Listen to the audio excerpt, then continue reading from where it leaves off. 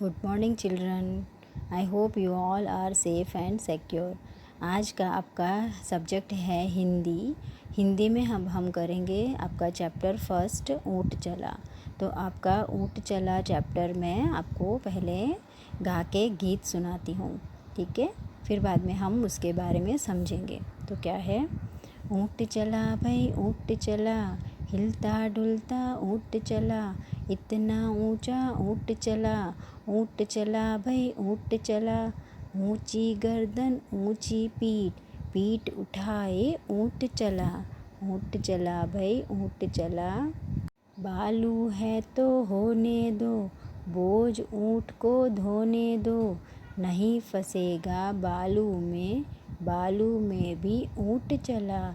जब थक कर बैठेगा ऊँट, किस करवट बैठेगा ऊँट, बता सकेगा कौन भला, ऊँट चला भाई ऊँट चला। तो चलो हम इसके बारे में समझ लेते हैं। ऊँट, यहाँ पे ऊँट क्या कर रहा है? ऊँट चला भाई ऊँट चला, यानी ऊँट जा रहा है भाई, ऊँट जा रहा है चल के। हिलता डुलता यानी हिलते हिलते। ऊँट ऐसे ऐसे गर्दन करके चलता है ना, ऊपर नीचे ऊपर। उसका वेट कितना होता है, उसका वज़न कितना होता है ना। इसकी वजह से वो ऐसे हिलते डुलते, उसके पैर लंबे होते हैं, तो ऐसे हिलते डुलते ऊँट चला भाई। इतना ऊंचा ऊँट चला, इतना ऊंचा यानी वो कितना लंबा है, तो वो कितना ऊंचा चलता है। इतना ऊंचा ऊँट चला भाई ऊँट चला। वो कितना लंबा है, तो फिर वो इतना ही ऊपर चलता है ना। ऊंची गर्दन ऊंची पीठ, पीठ उठाए ऊँट चला। क्या है? उसकी गर्दन कितनी ऊंची है और पीठ भी इतनी ऊंची है। पीठ यानी हमारे जो पीछे कमर होती है ना, वो पीठ भी उसके ऊपर। पीठ में कैसे है, वैसे कव जैसे दिख रहा है ना ऊपर, उस कव को कितना ऊंचा है, वो भी ऊंचा है। तो फिर उसकी गर्दन भी ऊंची है, तो पीठ उठाए यानी उसका पीठ भी ऊपर है, इसलिए पीठ उठाए ऐसे सीधा टट्टार चल रहा है।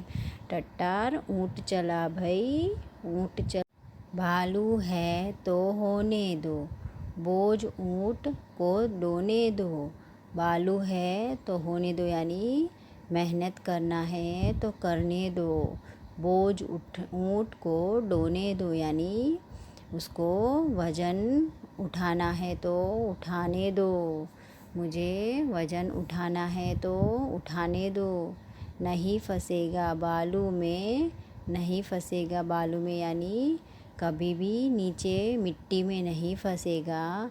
बालू में भी ऊँट चला, उसमें भी बालू में भी ऊँट चलने लगा। जब थक कर बैठेगा ऊँट, जब थक कर बैठ जाएगा ना ऊँट, तब क्या करेगा? किस करवट बैठेगा ऊँट, तो किस तरह से बैठेगा ऊँट। करवट यानी ऐसे हम हिल के हम बैठते हैं ना, कैसे अच्छी तरह से गर्दन उठा के ऐसे हाथ हिला के करवट लेते हैं ना, इस तरह से करवट लेके कैसे बैठेगा ऊँट, ऐसे पूछ रहे हैं। बता सकेगा कौन भला, कौन बता पाएगा? आप बता पाओगे?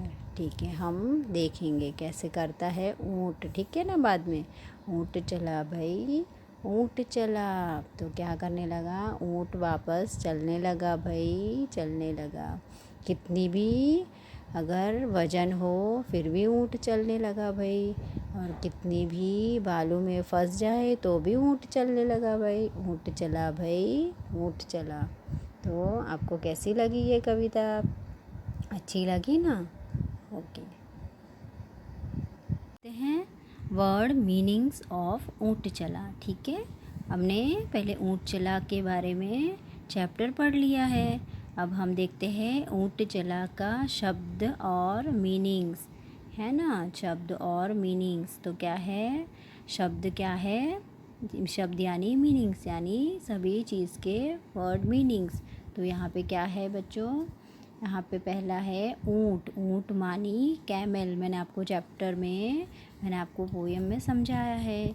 ऊँट यानी कैमल। क्या होता है? ऊँट यानी कैमल। एनिमल्स में कैमल आता है ना, वो ऊँट यानी कैमल। फिर बाद में है भाई। भाई यानी वहाँ बोल रहा है ना, ऊँट चला भाई, ऊँट चला, ऐसे। तो यहाँ पे भाई यानी ब्रदर, यानी भाई कैमल ऐसे करके बोल रहे, ऊँट भाई ऐसे करके, है ना।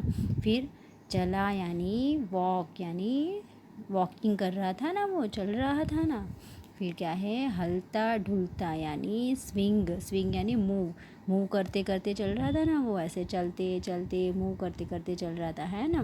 तो ऊँट चला भाई, ऊँट चला, हलता डुलता ऊँट चला यानी हिलता डुलता यानी मूव करते करते और स्विंग करते करते, हिलते डुलते। फिर आया ऊंचा। ऊंचा यानी लॉन्ग। ऊंची उसकी गर्दन। अप, ऊंचा यानी अप भी होता है और लॉन्ग। ऊंचा यानी लॉन्ग। इसमें यहाँ पे लॉन्ग दिख रहा है और अप भी दिख रहा है, दोनों। ऊंची उसकी गर्दन है, ऊंची उसकी पीठ, ऊंचा उसका गर्दन यानी नेक था ना उसका वो गर्दन भी नेक ऊंचा था और पीठ भी उसकी ऊंची थी, है ना। तो ऊंचा यानी लॉन्ग एंड अप। गर्दन। गर्दन यानी नेक। हमारा नेक होता है ना, गर्दन। गर्दन बोलते हैं ना, नेक यानी वो जो फेस के नीचे जो आता है नेक, वहाँ उसको गर्दन बोलते हैं ना। फिर ऊंची उसकी गर्दन थी ना। फिर बाद में है पीठ। पीठ यानी बैक। जो हमारा बैक होता है ना, कमर बोलते हैं ना, पीठ, कमर के पीछे के ये पीछे वाला जो पोर्शन होता है उसको पीठ बोलते हैं। ऊंची उसकी पीठ, ऊंची उसकी गर्दन और ऊंचे उसके, ऐसा था ना पोयम में। तो क्या है? ऊंची उसकी पीठ यानी बैक। बैक यानी पीछे कमर के साइड का जो होता है, पीठ के साइड का, उसको पीठ बोलते हैं, ठीक है। फिर बाद में आएगा भालू यानी बालू। हमने बोला ना, बालू यानी सैंड। बालू में फंसेगा वो।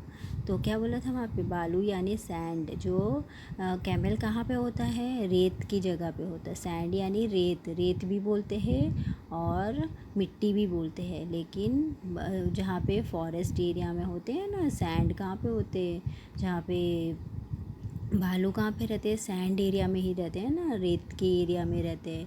तो भालू राजस्थान में रहते हैं ना, कैमल्स। तो वहाँ पे तो राजस्थान में तो कैमल्स, वहाँ पे तो सैंड होता है। तो उस सैंड में वो उसके पैर फंस जाते हैं, तो भी वो मेहनत से चलने लगा भाई, ऐसे बोल रहे थे ना हमने पोएम में।